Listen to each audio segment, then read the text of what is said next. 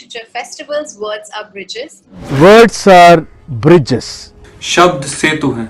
अल्फाज दिलों को और इंसानियत को जोड़ने का एक अजीम और तरीन पुल है। വാക്കുകൾ പാലങ്ങളാണ്.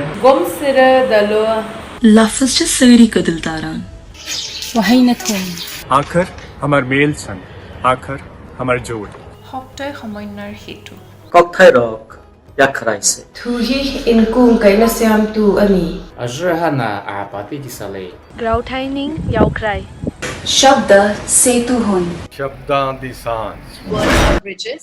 Our first session today is called the Multilingual Typewriter, where poet Sudeep Sen and Anamika will be in conversation with Malashri Lal. Iconic Hindi poet Anamika's first comprehensive collection of Hindi poems in translation is called My Typewriter is My Piano, Selected Poems, which has been edited and translated by well-known poet Sudeep Sen. Deeply embedded in a quiet and intellectually forceful brand of feminism, Anamika's work weaves together themes of politics, society, and domesticity. She is an empathetic and sensitive writer with extremely sharp observations and insights into the world around her.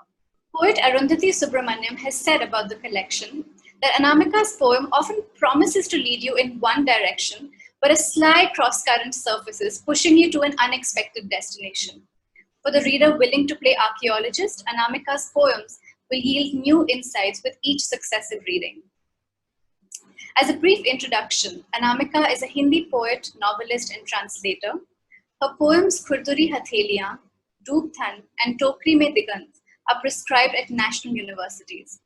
Her novels Das Dware Ka Pijra and Tinka Tinke Paas have been staged as major productions in Marathi and in Malayalam. Her English publications include Transplanting British Poetry in Indian Classrooms, Done Criticism Down the Ages, and Feminist Poetics Where Kingfishers Catch Fire, amongst others. Sudeep Sen's prize-winning books include Postmarked India, New and Selected Poems, Arya, which won the A.K. Ramanujan Translation Award, Fractals, New and Selected Poems, and Kaifi Azmi, Poems and Nazms. He has edited influential anthologies like the HarperCollins Book of English Poetry, World English Poetry, and Modern English Poetry by Younger Indians. Sen's works have been translated into over 25 languages. His writings have appeared in leading publications around the country, and he is currently the editorial director of Arc Arts. Our moderator for the day, Malashri Lal, recently retired from her academic and administrative positions at the University of Delhi's English Department. She is a prestigious member of the English Advisory Board of the Sahitya Academy and Bharatiya Gyanpeeth's Advisory Committee. Lal has been a senior consultant to the Ministry of Culture, UGC nominee on committees, and a member of International Book Award juries. In this conversation with Malashri Lal, Anamika and Sudeep will read from their work and speak of the sources, inspirations, context, philosophy, and multilingualism of the poetic imagination. Their conversation will be full of honest confessions, artistic collaborations, and a testament to all the hard work that they have put together during the lockdown to launch their book in time. So once again, welcome everyone to Words Are Bridges. You can find us on our Facebook page, JLF Litfest, and on our YouTube channel, Jaipur Litfest JLF. Do follow our handles, JLF Litfest, on Facebook, Twitter, and Instagram to get notified on upcoming sessions. In case any of you drop off due to bandwidth issues, don't worry. You can find us on our YouTube channel, Jaipur Litfest JLF. So ladies and gentlemen, we now present the Multilingual Typewriter, Sudeep Sen and Anamika in conversation with Malashri Lal. Hello everybody.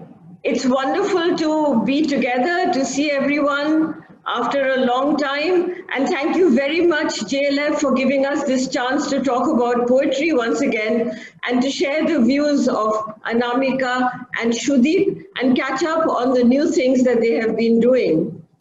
So it's indeed very good to have both of you on the screen, and you've been doing some outstanding work. Sudeep, we all know your excellent work in English, more than 24 volumes of poetry and other writing, and of course the very much acclaimed collections.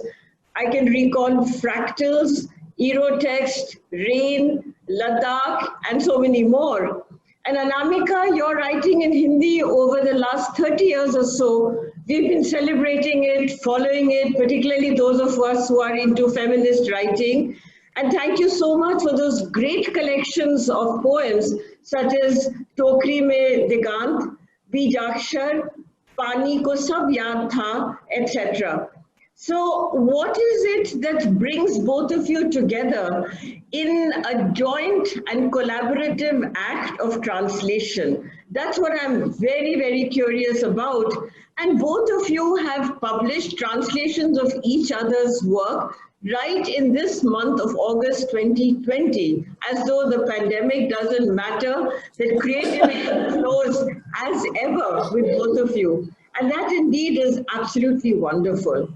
So what I'm actually going to focus on first is Sudeep, your collection, the first comprehensive volume of Anamika's poetry that you have translated from Hindi to English. And you've called this book, The Typewriter is My Piano. It's a lovely, lovely title. And Anamika, you will soon be publishing Sudeep's work in Hindi translation. And maybe I'm letting out a secret to everybody, which is fine.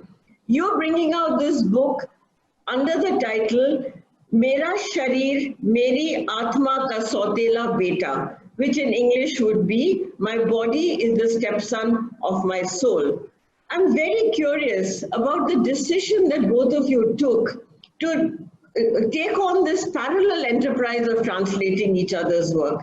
So would you like to talk about that and maybe give us some samples of the work that you have done? Sudeep, will you go first? Yes, of course. So good evening, all of you. It's lovely to be back in the JLF marquee umbrella, even though the umbrella is sort of invisible at the moment and we're sitting in our respective little cubby holes. It all started in the early 90s. I was a young poet, so was Anamika. We were at a Sahitya Academy translations workshop, which was an Indo-American translations workshop. And it was headed by David Lehman. Our particular workshop capsule was headed by David Lehman, who's, of course, as you know, is a wonderful poet and editor, and also the editor of a long-standing series, The Best American Poetry, that comes out every year.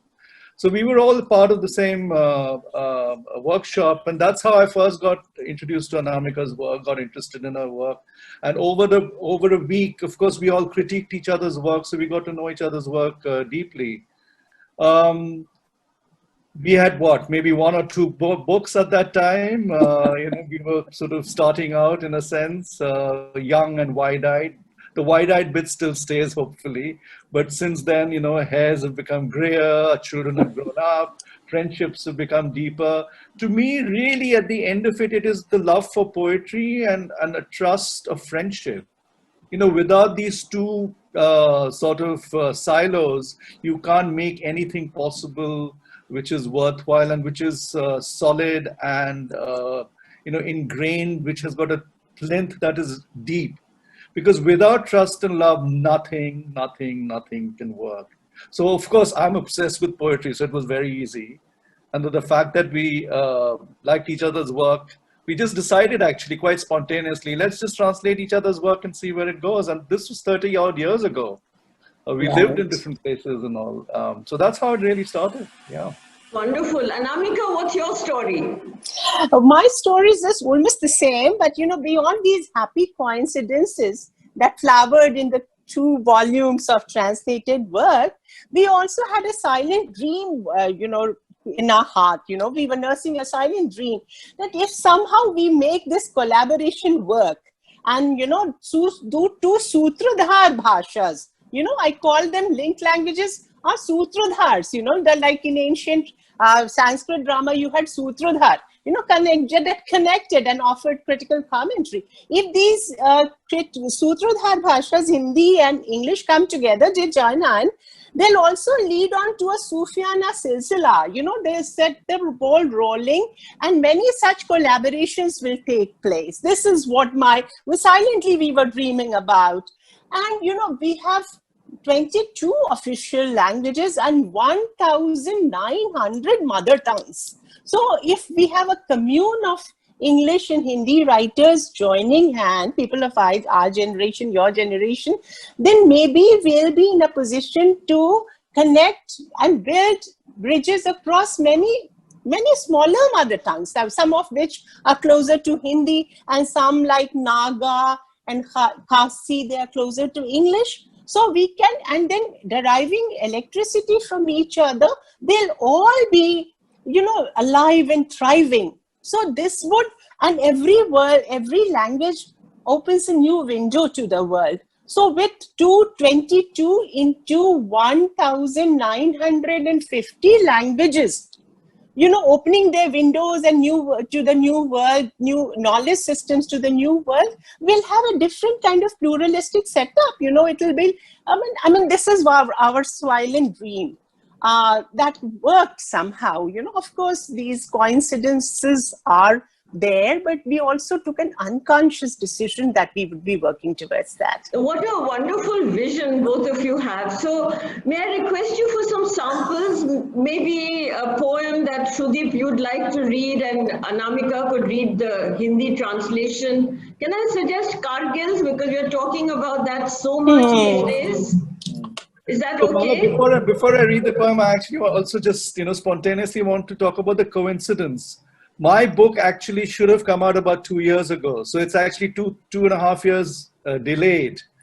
Anamika's book is in fact coming out on time. Both have come out in, both have come out in August. We both share August birthdays. So these are completely not planned 30 years ago. So the best thing work like that. But before I read, let me just sort of launch the book. Wow.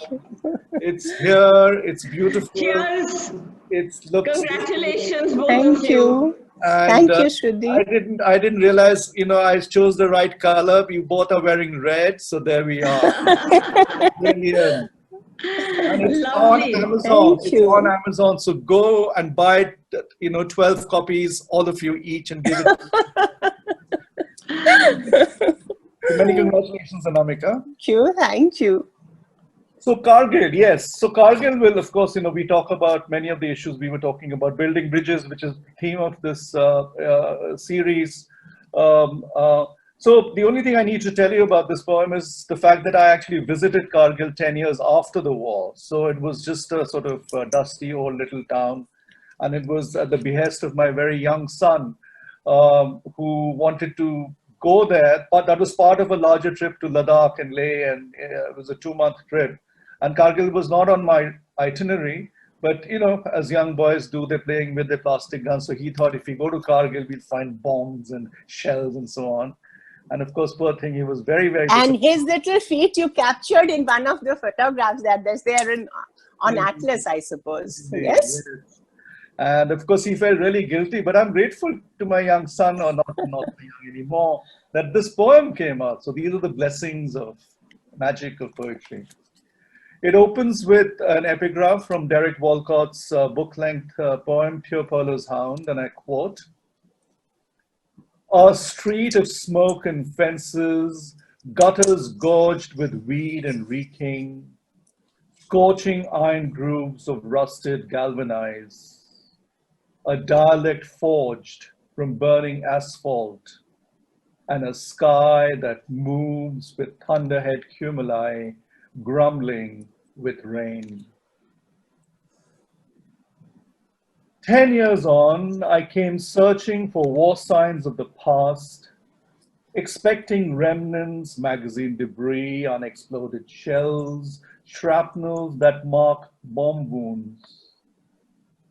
I came looking for ghosts, people past, skeletons charred, abandoned brick, wood, cement that once housed them. I could only find whispers among the clamor of a small town outpost and full throttle, everyday chores sketching outward signs of normalcy and life. In that bustle, I spot war lines of a decade ago, though the storylines are kept buried, wrapped in old newsprint. There's order amid uneasiness, the Milsons cry, the monks chants, baritones merging in their separateness. At the bus station, black coughs of exhaust, smoke screen everything. The roads meet, and after the crossroad ritual, diverge, skating along the undotted lines of control. A porous garland with cracked beads adorns Tiger Hill. Beyond the mountains are dark memories, and beyond them, no one knows. And beyond them, no one wants to know. Even the flight of birds that wing over their crests don't know which feathers to down. Chameleon-like they fly, tracing perfect parabolas. I look up and calculate their exact arc and find instead a flawed theorem. Beautiful. Thank you. Anamika. Yes, this is Kargil. Please listen to your translation of a poem that's full of images and very evocative emotions. Kargil.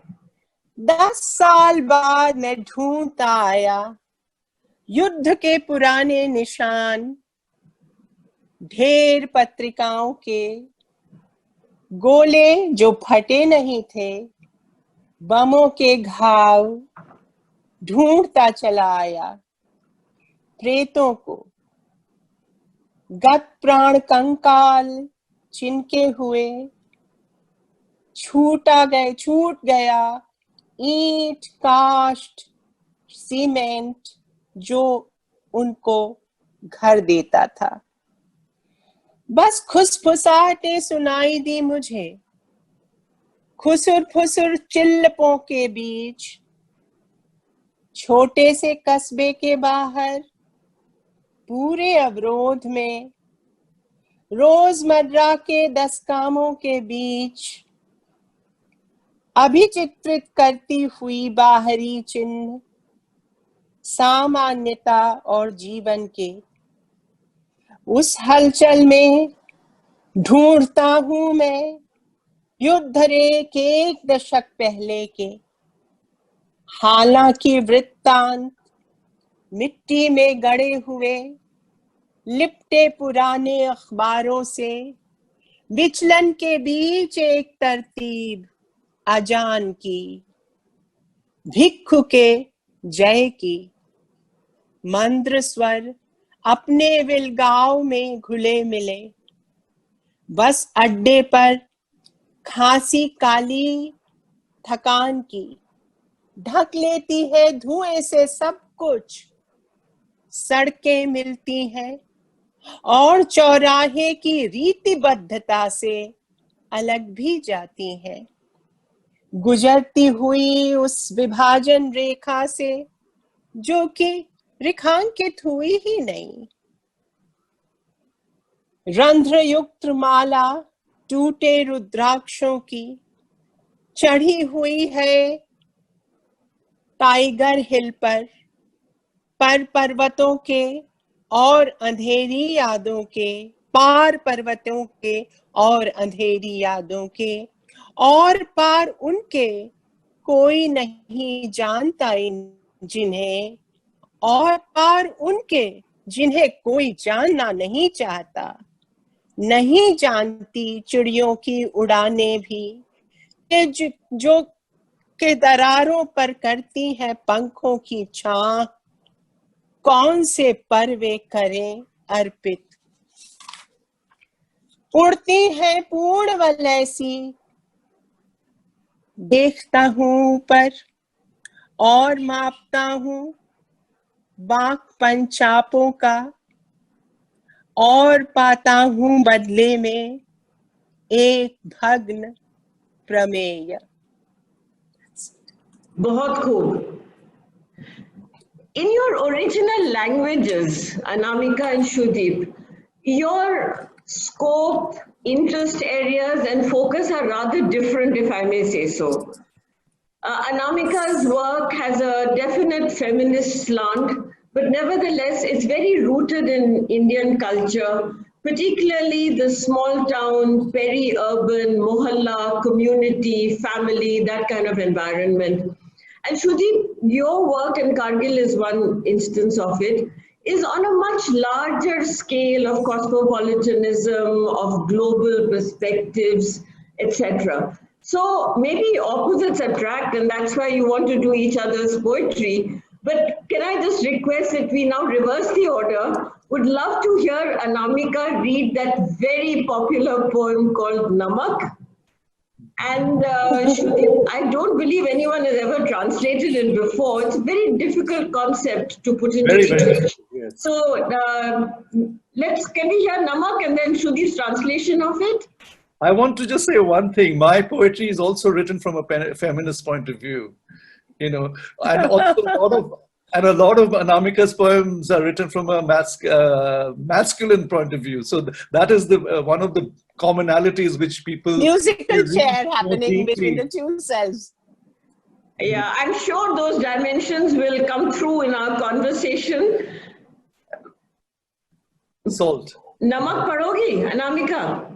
नमक दुख है धरती का, नमक दुख है धरती का और उसका स्वाद भी।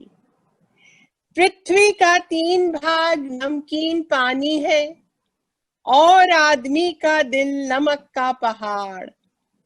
कमजोर है दिल नमक का, कितनी जल्दी पसीज जाता है, गड़ जाता है शर्म से जब फेंकी जाती हैं थालियां दाल में नमक कम या जरा तेज होने पर। वो जो खड़े हैं ना सरकारी दफ्तर, शाही नमकदान है, बड़ी नफासत से छिड़क देते हैं हरदम हमारे जले पर नमक। जिनके चेहरे पर नमक है, पूछिए उन औरतों से कितना भारी पड़ता है उनको उनके चेहरे का नमक।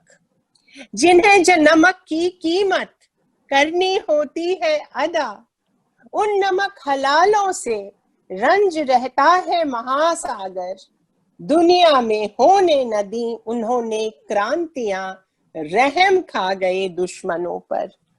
गांधी जी जानते थे नमक की कीमत और अमरूदों वाली मुनिया भी। दुनिया में कुछ और रहे न रहे, रहेगा नमक। ईश्वर के आंसू और आदमी का पसीना, यही वो नमक है कि जिससे थिराई रहेगी ये दुनिया। क्या बात है? Wonderful. This is a poem that we have heard before and we keep asking to hear it again and again because there's so much substance in the use of the word namak. Now these kind of cultural resonances, the meaning of namak to Gandhi or to the little munya or to the thali mein dal in which there is too little salt, how do you manage to put this into English when the cultural context of that language happen to be so different? So I'm very curious. Sudeep? No, you see, the thing is, one of the big challenges about this particular poem was the use of the word salt itself, because she repeats the word so many times. And salt really doesn't have that many synonyms. And even if you start using synonyms, it won't be the right way of doing it and approaching it, because it is salt. It's a 4-letter word, salt, that is being actually explored, distributed, metaphorized, and so on. So I had to keep the word salt, but then I got the music of her poetry reading into the English reading so that there's some sort of a linkage. So here we go. This is actually one of the early poems I had translated. This was probably 25 years ago I translated it. Salt. Salt is the sorrow and the flavor of earth. 3/4 of the earth is salt water, and the heart a mound of salt. Salt has a heart so weak and infirm, it melts a little too fast. How it sinks in shame when plates are flung in a rage because of salt, a little too much. Big offices are grand salt pots, Deftly they sprinkle salt on all our open wounds. Like a crown they wear their salt and pepper hair. Women with dignity of salt pay a heavy price for all their salt. Loyalty is measured through salt. Salt, loyal salt, bound are the ones who put off revolutions. With a pinch of salt on tongue, they swallow it all. Gandhi knew the worth of salt. So does the little girl who sells guavas. One can't vouch for anything else.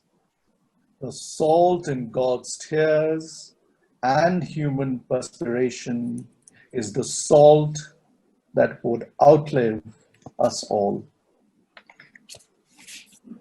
Expertly rendered. And I love the way you've captured the many dimensions of salt, which doesn't originally have that kind of spread of meaning in English. I'm going to take both of you a little away from poetry to ask a question which worries many of us. Translating poetry is in itself an extremely difficult act, because not only the metaphor, the cultural context, but also the rhythm and the music that has to make that transition from one language to another. How about translating fiction? Is translating poetry a very different creative act than translating fiction? And do you think both of you, being poets in your original language, makes it a little easier to understand the particular challenge of translating poetry, and that it's a challenge which is more difficult perhaps than translating prose or fiction? What do you think? Anamika? Poetry certainly is much, much harder to translate than fiction. I mean, for obvious reasons. One is prose, the other is poetry. In fact, if you're a poet, then translating prose is almost prosaic, boring. Not that the content is boring, but you get bored because, it's mostly linear.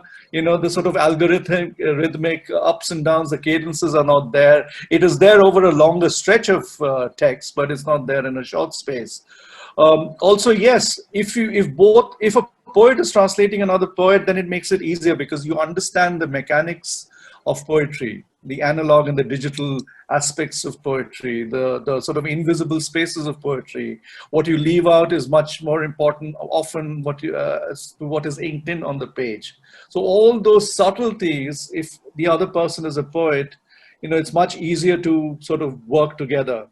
Also, the language is important. In this case, I understand and read Hindi. Anamika is a professor of English and she writes in Hindi, so the combination was very easy in one sense. There is no debate actually about fiction, because fiction is a lot easier to translate, so which is why most poetry doesn't get translated, because translators and publishers and academics want to read, teach, and use fiction because it's the easier option. We know why poetry is neglected. But let's face it, it's poetry which is always on the forefront when it comes to the most important things in life. Readings, and so on. There is absolutely no context. Fiction and poetry, they're two different worlds, and of course it's more difficult to translate poetry than fiction.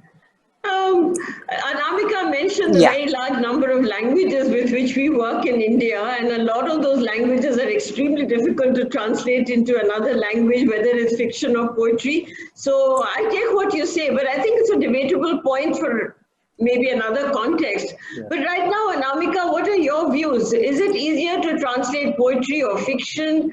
And does being a poet help to tackle the nuances? Well, I generally make some midwifery preparation because I have to deliver the text in a new context. So if I'm if my linguistic bones are tired doing my own stuff, to derive electricity from the lesser known languages, like tribal languages of the East, if I translate from English, of course, there also you have to, create twin text. Generally, my way of approaching is to deliver twin texts. In poetry, it becomes easier.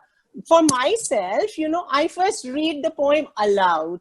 to catch the reverberations, because in poetry, echoes are very important and they have to be created, recreated. As Anand Vardhan refers to Dhvanya Lok, it's the reverberation shedding cosmic light all around, and you have to catch those those electric currents and the light currents. So you have to be in some kind of a meditative silence. You have to listen to the deeper structure of a language. For that, I have found it very difficult, in fact, an exercise to read it thrice, especially when it's coming from an entirely new context, like a Khasi language, a tribal language. Then I read it aloud twice, thrice, 4 times to catch the reverberation.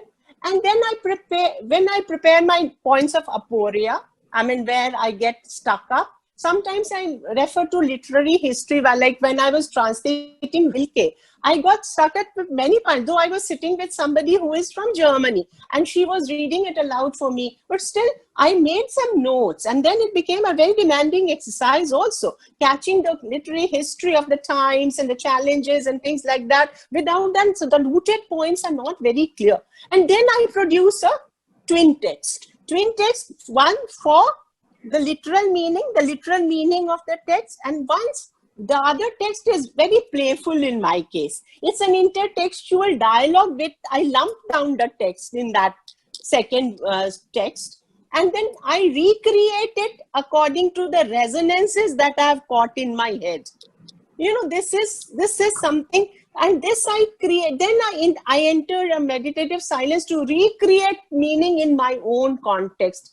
And this is slightly difficult for me. Decoding culture is an act of responsibility, especially when you're translating something from an alien land. So there, decoding culture and raising cultural parallels also leaves a lot of scope for creativity. So in case of poetry, smaller stuff, for culturally rooted text, instead of footnoting culture, you can give a literal meaning and then a metaphoric meaning according to the new cultural code.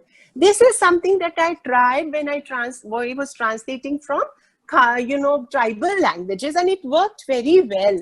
They were happy with that. One was the intertextual dialogue with the original text according to the cultural code that Hindi has, and the other was the literal translation. In poetry, it can work, catching reverberation and decoding, but in prose it's very difficult. You can't produce the technical and metaphoric meaning. Of course, metaphor means a lot of juxtaposition. In poetry, you have the scope of recreating the metaphor in a different thing. But in prose, you don't have to. You have to go linear, but then you have to sometimes change those, because I've also translated Doris Lessing, and that point of time I got stuck up anywhere. Like the novel itself, The Grass is Singing, was so difficult to translate, the title of the novel. Then I had to, play the politics of retention. I retained it because it was originally coming from Eliot. Instead of putting what you say call thick text. Thick text is like you have to apply prop roots like banyan tree here and there, pre-text, peritext and pretext, and then post-text. So these get the translation very heavy. So, when I translate from the prose, then I translate novels sometimes when asked to, then I break sentence structure to make the prose also a little lucid. And I sometimes change registers also. So everybody, in a workshop, Eliot calls it workshop criticism, but we all have our little workshops here and there. We keep trying. It's a matter of hit and trial. What else can we do? Let me bring you both back to translating each other's work. I'm sure you have some favorite poems where the challenge was great, and at the end of the day, when you actually found the right word, the right structure, there was this moment of ecstasy that I've done it. Yes, Can you think Eureka each moment. of you Yes. of a poem where you had that sense of achievement after a difficult journey in translation? For me, when I was translating Anamika's poems, you know, I grew as a reader. I got to understand the personality behind her, her life more deeply, her interests more deeply, because it was done over 25, 30 years, where your own circumstances are also changing. So in fact, the poem Anamika chose that I must read and we must talk about is The Wailing Wall Revisited. It was not a poem I would have read today. I love it. I wouldn't have read it today. But she says, you know, by the time I started translating The Wailing Wall, you had completely transformed into a new person. I mean, all the old bits were there, but there was a sense of maturity, understatement, spirituality was coming to the fore, though it was always there in my poetry, but you know, I was being playful with it. Now that is the journey reversed. The same thing happened with me. So there was no pressure. So these wow moments kept happening because, you know, you do one poem and then you fight over it. There was very little fight. I'm of course anal about structure and form. So I think Anamika must have had a hard time getting. Yes, of course. I'm going to ask you, Sudeep, to just read a few lines because we are not going to be able to carry on this conversation in a lovely expanded manner beyond a certain point. Yes. So maybe 2 or 3 lines and then I'll move on to But it's not a very long poem. Let me just read it and see what happens. Yeah. So The Wailing Wall Revisited. And it opens with a quote from this poet Stretch Kosovel, and I quote, "A human being is not symmetrical. I gently touch you now, not the way I did 11 years ago, not with that yearning for faith and peace, but with a private prayer of inner calm, care, stillness, and for forgiveness and love. The gleaming hand-worn shine on Jerusalem stone, where the public merges with the private, where prayer and passion collide and unite, where a certain kind of kindness changes to another kind, where a certain kind of passion changes to another kind of desire. It is a blessing of time. 11 years is a lifetime. As I try once again to wedge in a piece of coded paper into the cracks and joins of the wall, I discover another paper behind the new one resisting my approach. I try to force it in. The more I try, the more impossible it gets. Failing, I now try to take out the old paper that prevents my will, take out that piece and resize my own prayers. But the longing of the past years resists dislodging the old. I prize out the old folded sheet. It looked weathered and yellow, like the local stone's sun-stained ochre. I open it. It is the same one I had put in 11 years ago. Time had preserved memory, preserved my wishes. Was I the same then as I am now? Was the feeling then more sincere than now? Passion for life never wanes for some. New love, like old love, balances its inherent truths. Here, gun-slung soldiers, pilgrims, children, and men in black garb move forwards and backwards, their axis, their waist, a symmetry that instills and heightens their own faith. A symmetry I cannot hope to aspire to, as I am, like Kosovo's man, not symmetrical. Thank you. Anamika, I'm Yes. going to remind you of one of my very favorite poems in your corpus, and that has been translated by Sudeep as Woman's First State-Sponsored Tour. Can you please read it in Hindi? Yes. एक औरत का पहला राजकीय प्रवास। वह hotel के कमरे में दाखिल हुई। अपने अकेलेपन से उसने बड़ी गर्मजोशी के साथ हाथ मिलाया। कमरे में अंधियारा था, घुप अंधेरा था कुएं का उसके भीतर भी। सारी दीवारें टटोली अंधेरे में, लेकिन स्विच कहीं नहीं था। पूरा खुला था दरवाजा, बरामदे की रोशनी में ही काम चल रहा था। सामने से गुजरा जो बेरा तो आर्त भाव से उसे देखा। उसने उलझन समझी और बाहर खड़े ही खड़े दरवाजा बंद कर दिया। जैसे ही दरवाजा बंद हुआ, बल्बों में रोशनी के खिल गए सहस्रदल कमल। भला बंद होने से रोशनी का क्या है रिश्ता, उसने सोचा। डल्लप पर लेटी, चटाई चुभी घर की, कहीं अंदर रीढ़ के भीतर। तो क्या एक राजकुमारी ही होती है हर औरत?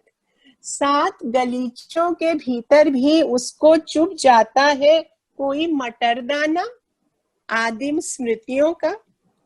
पढ़ने को बहुत कुछ धरा था, पर उसने बांची टेलीफोन तालिका और जानना चाहा अंतरराष्ट्रीय दूरभाष का ठीक ठाक खर्चा।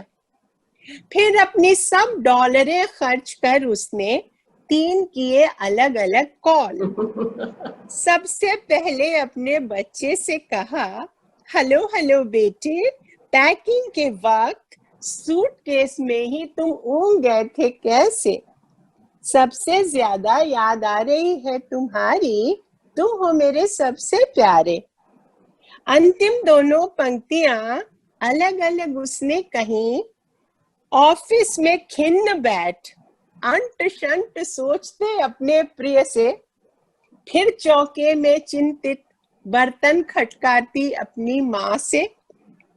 अब उसकी हुई गिरफ्तारी, पेशी हुई खुदा के सामने कि इसी एक जुबान से उसने 3 लोगों को कैसे ये कहा, तुम हो मेरे सबसे प्यारे। ये तो सरासर है धोखा, सबसे ज्यादा माने सबसे ज्यादा। लेकिन खुदा ने कलम रख दी और कहा, औरत है, उसने ये गलत नहीं कहा। Very lovely. तुम हो सबसे प्यारे. Sudeep, just that one line, what did you do with it in English? I'll have to revisit it. Where is it?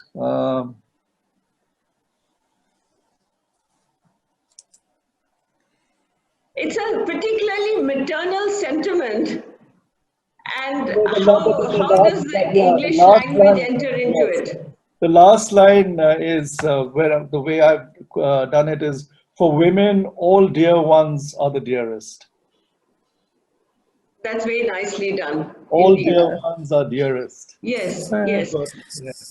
Anamika, I have a question about your way of handling some of the body texts that there are in Sudeep's writing. There is a lot about illness, disease, physicality, erotica.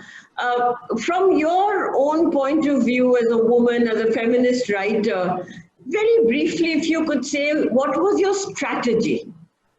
Okay, lumping down the text could have been one strategy had he not maintained the man-woman cosmic trio that we find in Kalidasa, that we find in, even Lawrence to some extent, and Vidyapati. Why these people, in my kind of feminism, our kind of feminism, we are not averse to body being a site of Joshua. We all know that both body and women's language have multiple centers of Joshua. So catching that would be slightly difficult for a man. But when we get aligned, man, women get aligned with Cosmos, which is there in his poem All True, then, you don't have that kind of a problematic side. I mean, where you do not commodify women, you do not, reduce her to a womb or to a boy. That kind of harmony that he creates. I mean, we have different energy centers in the, body in Indian scheme of things is just a stepping stone to a higher consciousness.